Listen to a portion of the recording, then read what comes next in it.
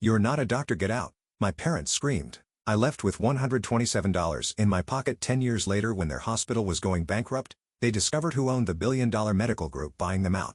Looking back now, I should have seen it coming. The signs were there all along in my mother's tight-lipped disappointment whenever I mentioned my business classes, in my father's lectures about real careers over dinner, in the way they showcase my cousin Michael's medical school acceptance letter in the living room while my business school honors gathered dust in a drawer. But nothing could have prepared me for that spring afternoon when everything fell apart. I remember every detail of that day. The cherry blossoms were in full bloom outside our family home, their delicate pink petals drifting across our perfectly manicured lawn. I had just returned from my college graduation ceremony, my business degree with highest honors still rolled up in my hand. The familiar scent of my mother's famous bulgogi wafted from the kitchen. She always cooked Korean food on important days, a reminder of our heritage and her expectations. "Sarah," my father's voice cut through the air like a scalpel. He stood in the doorway of his home office still wearing his white doctor's coat from the hospital. "We need to talk." The office was a shrine to medical achievement. Multiple diplomas and certifications lined the walls, interrupted only by photographs of my father with various dignitaries at medical conferences. A model of the human skeleton stood sentinel in the corner, its empty eye sockets watching our family drama unfold. "Your mother and I have been patient," he began, each word measured and precise. "We give you 4 years to come to your senses about this business degree." He spat out the words like they tasted bitter, "but now it's time to grow up. We've arranged for you to take the MCAT next month. With some intensive studying, you can still apply for medical school this cycle." I gripped my diploma tighter, the paper crinkling under my fingers. "Dad, I'm not becoming a doctor. I have a job lined up with Anderson Consulting. They're one of the top healthcare consulting firms in the country." "A consultant?" My mother appeared in the doorway, her face twisted with disgust. "You want to be one of those people who tell real doctors how to do their jobs?" "I want to help improve healthcare systems," I tried to explain. "Make hospitals more efficient. Help more patients get better care." "Enough." My father slammed his hand on the desk. "No daughter of mine will waste her life pushing papers. You're a Kim. Your grandfather was a doctor. I'm a doctor. Your cousin Michael is becoming a doctor. This is our legacy."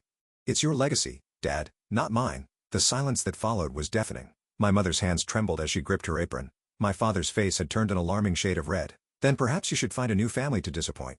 His voice was cold, clinical. "If you won't uphold the kin family tradition, you are no longer welcome in this house." "You can't be serious." But looking at their faces, I knew they were. "Mom?" She turned away, wiping her eyes. "Listen to your father, Sarah. Medicine is everything to this family. Without it, what are we?" "I'm your daughter," I whispered. "Isn't that enough?" My father opened his desk drawer and pulled out an envelope. "Here's $100. Take it and leave. When you're ready to apologize and apply to medical school, you can come back." I stared at the envelope, memories flooding my mind. All the times I've helped organize patient files at their private practice during summer breaks. The nights I've spent researching healthcare management innovations, dreaming of ways to modernize their outdated systems. The pride in my voice when I told people my parents ran Kim Family Medical Center, one of the most respected private hospitals in the city. None of it mattered. To them, I was just another failed dream. I reached into my wallet and pulled out the $27 I had left from my graduation dinner, placed it on top of the $100 they'd given me. $127. That's my starting capital. "Remember this moment because one day, you'll regret choosing your legacy over your daughter." My father scoffed. Big words from someone who can't even write a prescription. I turned and walked out of that office, out of that house, leaving behind everything I ever known. In my pocket, my phone buzzed with a message from Anderson Consulting.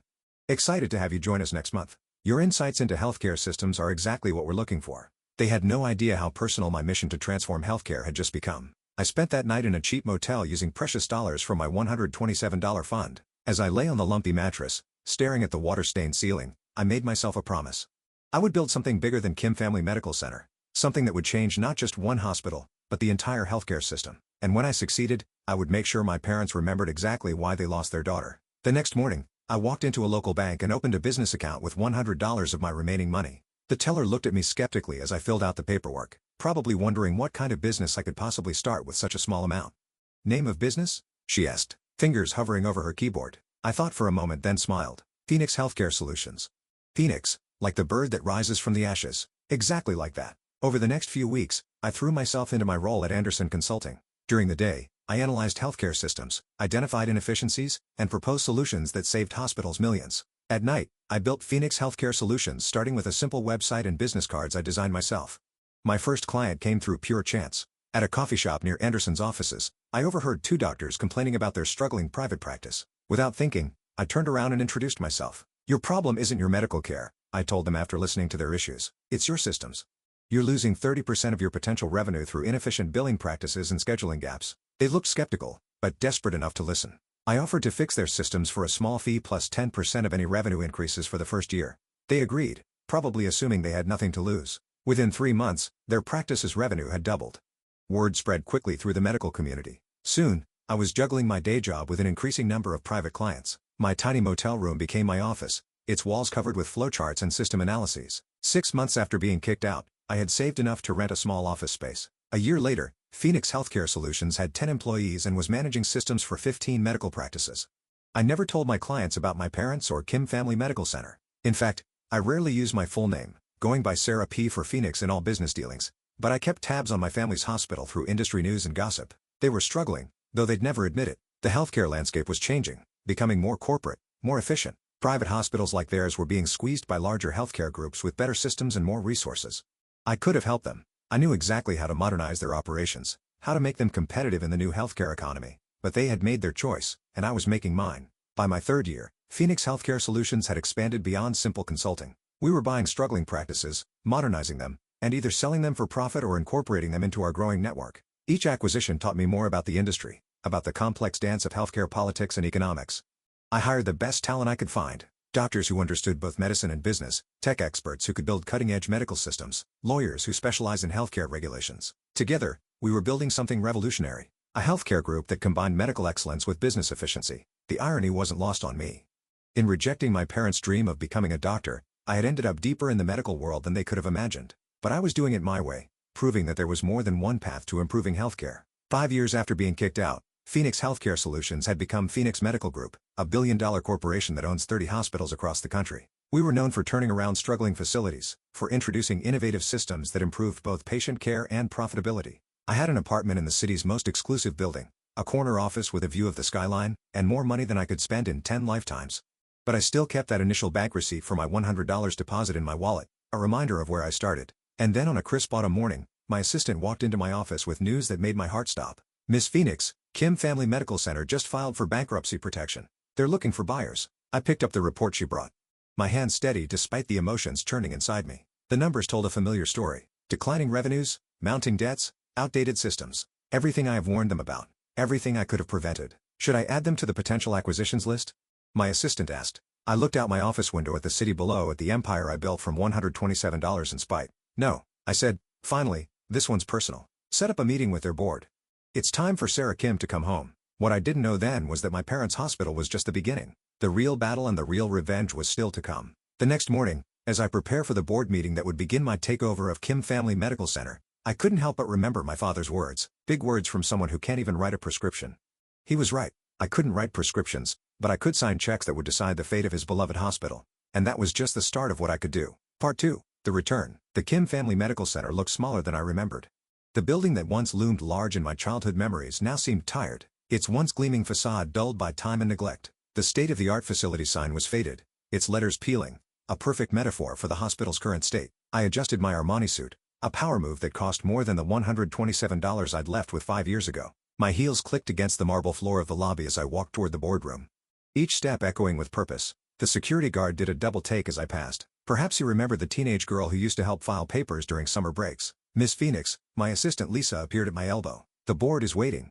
Your parents are already inside." I pause, checking my reflection in a nearby window. I looked different now. Sharper, harder, successful in a way that would have been impossible to imagine 5 years ago. Have they been told who's coming? No. As requested, they only know they're meeting with the CEO of Phoenix Medical Group. I smiled. Perfect. The boardroom was exactly as I remembered. Dark wood paneling, leather chairs, and an overwhelming sense of old-world medical tradition. The kind of room where important men made important decisions about other people's lives. Now it would witness something entirely different. My father sat at the head of the table still wearing his white coat like armor. My mother sat beside him, her face lined with worry she couldn't quite hide. The other board members, mostly old family friends and colleagues, filled the remaining seats. All of them had watched me grow up. None of them recognized me now. "Thank you all for meeting today." I began, my voice steady and professional. "I'm Sarah Phoenix, CEO of Phoenix Medical Group." The silence that followed my introduction was absolute. I watched the recognition dawn in their eyes. First confusion, then disbelief, finally understanding. My father's face had gone pale, his hands gripping the armrests of his chair so tightly his knuckles turned white. "Sarah." My mother's voice was barely a whisper. "Sarah Kim. Actually, it's Sarah Phoenix now. Legally changed." I moved to the front of the room, plugging my laptop into the projector. "Shall we discuss the future of Kim Family Medical Center? This is ridiculous." My father finally found his voice standing up abruptly. We called this meeting to speak with Phoenix Medical Group CEO about a potential acquisition, now toe. And you are speaking with Phoenix Medical Group CEO. I cut him off smoothly, pulling up our company's latest financial reports. Now let's talk about your hospital's $17 million debt, your outdated systems, and your declining patient satisfaction scores. You? He sputtered. You can't possibly own $1 billion medical group? I finished for him. The same group that's been buying up struggling hospitals across the country. The one that's revolutionizing healthcare management. I clicked to the next slide showing Phoenix Medical Group's current holdings. I think you'll find I can, and I do. Dr. Park, one of the senior board members, leaned forward adjusting his glasses. Sarah, you build all this? Remember when I said I wanted to improve healthcare systems? I looked directly at my parents. This is what I meant. Phoenix Medical Group owns 30 hospitals all running at peak efficiency. We've increased patient care quality while reducing costs. Everything I tried to tell you about 5 years ago, I've proven it works. The board members exchanged glances. They knew the numbers. Kim Family Medical Center was months away from complete collapse. Phoenix Medical Group was their best hope for survival. My father stood up again, his face flushed. We'll find another buyer.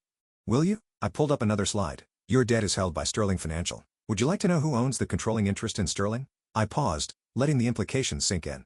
I've spent 5 years building a safety net around this hospital, making sure that when it finally failed and we all knew it would, I would be the only viable option. You planned this? My mother's voice cracked. All this time? No, Mother.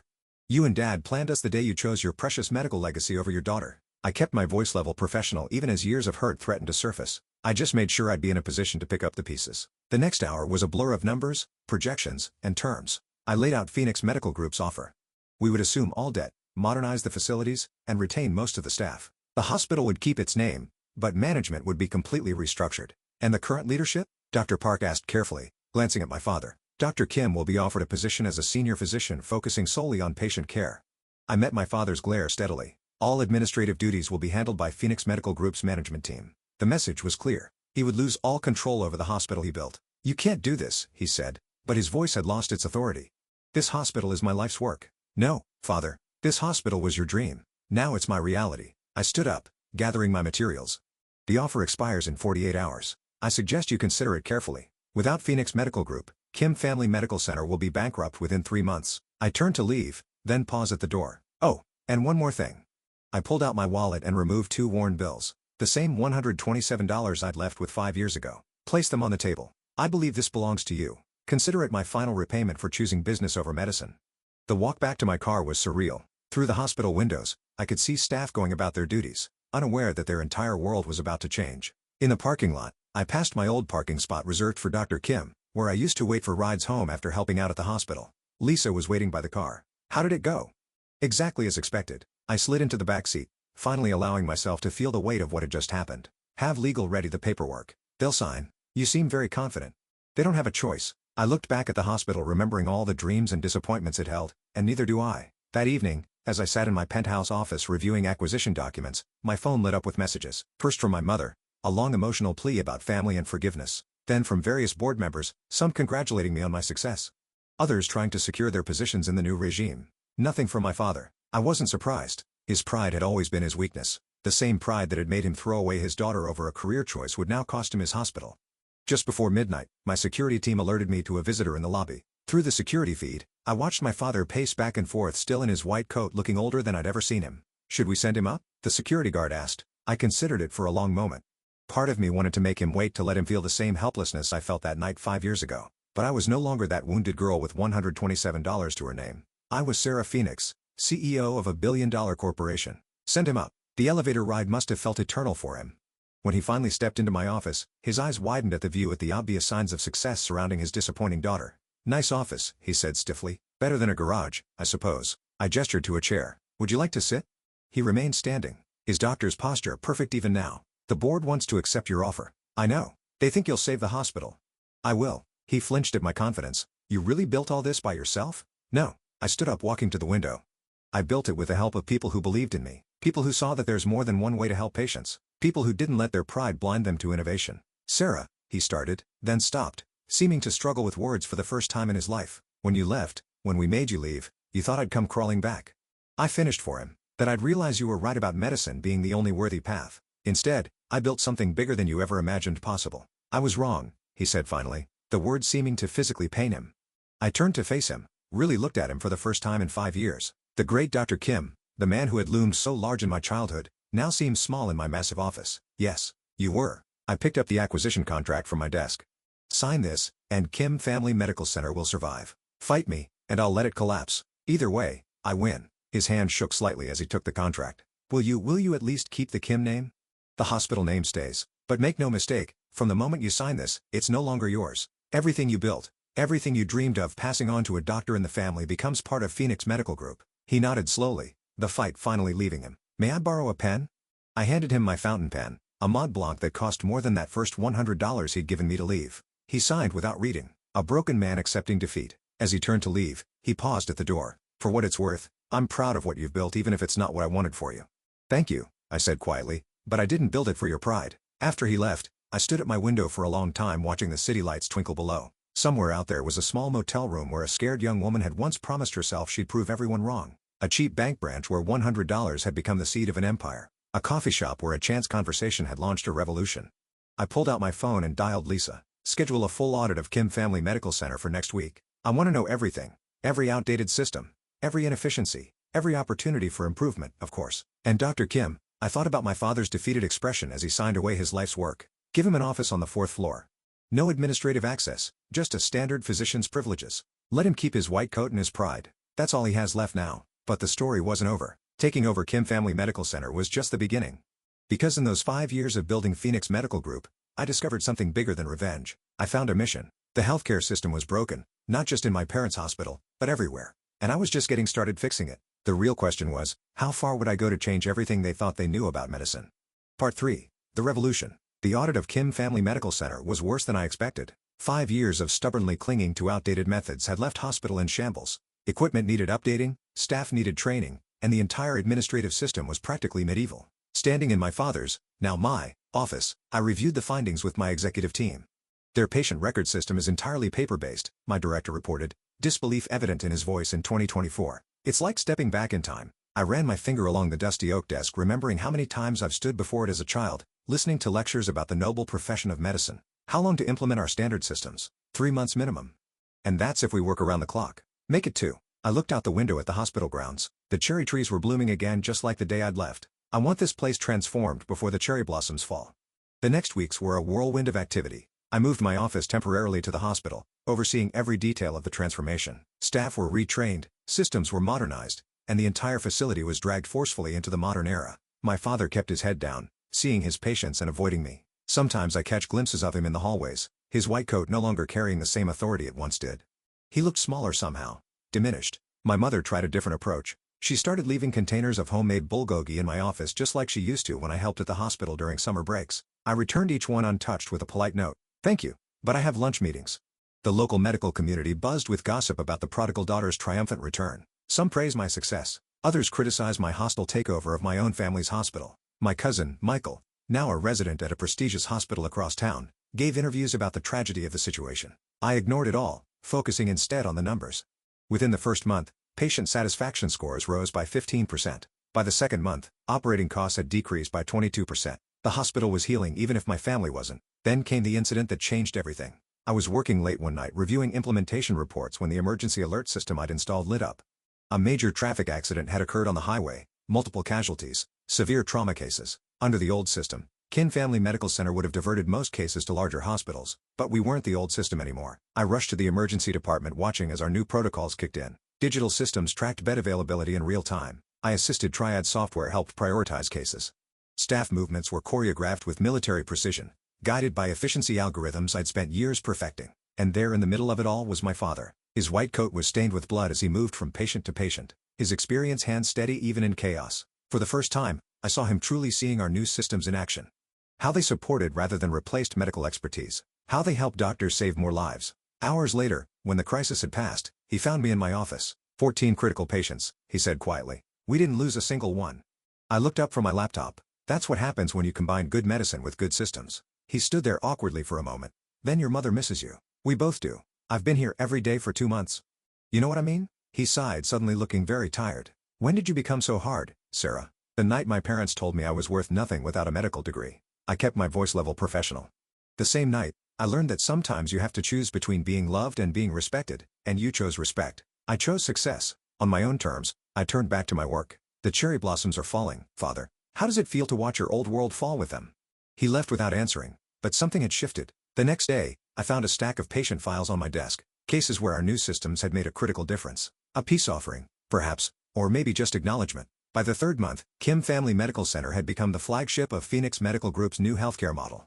We were receiving inquiries from hospitals across the country, all wanting to learn our methods. The same board members who had doubted me now fought for chances to sign my praises to industry publications. My father gradually began attending administrative meetings, not as a leader, but as an observer. He asked questions about the systems, showed interest in the improvements, small steps, but significant ones. Then came the day I found him training younger doctors on how to use our new diagnostic software.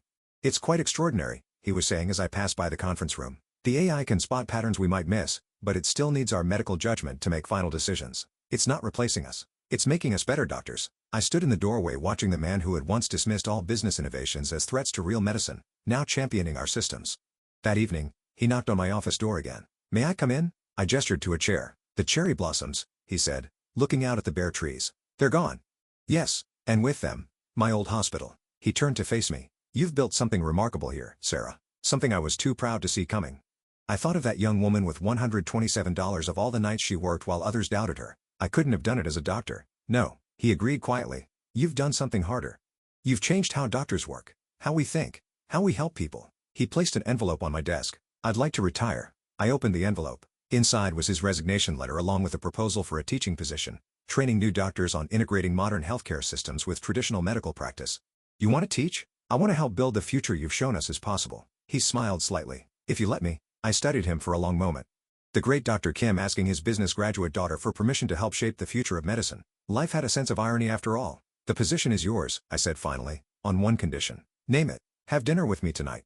You, me, and Mom. Not as CEO and staff, but as family." I held up my hand as he started to speak. Not to forget or to pretend nothing happened, but to start something new. That night, over my mother's bulgogi, we talked, really talked, perhaps for the first time in years, about dreams and disappointments, about pride and prejudice, about the different ways people can heal others. "I wanted you to be a doctor," my father said, "because I thought that was the only way to make a difference in healthcare. I couldn't see that you had a bigger vision." "And now," I asked, "now I understand that sometimes the best way to help people isn't always the traditional way." He reached across the table and took my hand. "I'm sorry we couldn't see that sooner." 6 months later, Kim Family Medical Center was named Most Innovative Hospital by Healthcare Leadership magazine. The article featured a photo of me in my office, the hospital visible through the window behind me. On my desk, clearly visible, was a framed dollar bill, part of the $127 I'd left with 5 years ago. The caption read, "Sarah Phoenix, formerly Kim, proves that sometimes the best medicine isn't practiced in a white coat." My father keeps a copy of that magazine in his teaching room. Next to it is a new photo, him teaching young doctors while I stand in the background, both of us working in different ways to improve healthcare. The cherry trees still bloom every spring outside the hospital, but now they remind me not of endings, but of new beginnings, of how sometimes you have to lose everything to build something better, of how the hardest person to heal is often yourself. I still run Phoenix Medical Group, still work to revolutionize healthcare across the country, but now when I visit Kim Family Medical Center, I sometimes join my parents for dinner. We're not the same family we were. Too much has happened for that, but we're building something new, something that respects both tradition and innovation. And sometimes late at night in my office, I look at that framed dollar bill and smile, because the scared young woman who left with $127 didn't just build an empire. She built a bridge between two worlds, between old medicine and new, between a father's dreams and a daughter's vision. That's worth more than all the medical degrees in the world. Last week, a young intern asked me if I regret not becoming a doctor. I showed her our latest patient outcome statistics, how our systems have helped save thousands of lives, how we've made healthcare more accessible and efficient across the country. "I didn't become a doctor," I told her. "I became something new, and sometimes that's exactly what medicine needs." My father, passing by at that moment, stopped and smiled. "And sometimes," he added, "that's exactly what a family needs too." The cherry blossoms are blooming again outside my window, but this time, they're not marking an ending. They're celebrating a revolution in medicine and family and in the heart of a woman who dared to heal healthcare her own way. Sometimes the best revenge isn't proving others wrong. It's proving yourself right.